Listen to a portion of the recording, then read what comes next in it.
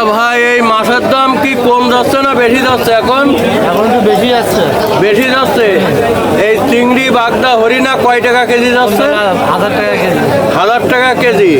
তা আপনি বললেন যে কম দাম, বেশি দাম তো মাছের। মাছের দাম বেশি, মেলা বেশি। মানে এই চিংড়ি, বাগদা এইসবের দাম বেশি, এমনি রুই কাতলার দাম কম।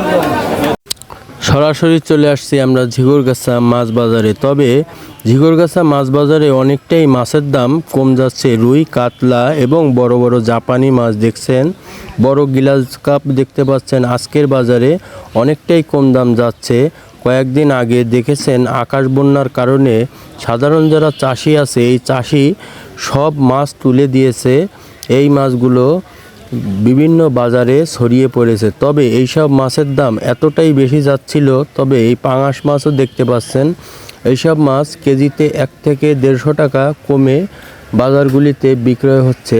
তবে এই যে বাজারের নিউজ দেখতে পাচ্ছেন, এটা হচ্ছে ঝিগরগাছা মাছ বাজার।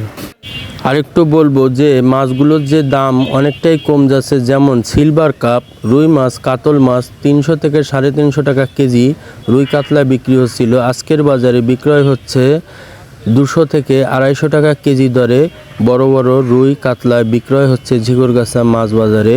সিলভার কাপ যা বিক্রি হতো 220 থেকে 240 টাকা, আজকের বাজারে বিক্রয় হচ্ছে 180 থেকে 170 টাকা কেজি। 3 কেজি, 3.5 কেজি, 2 কেজি, 200, 300 এরকম ওজন যাচ্ছে মাছের।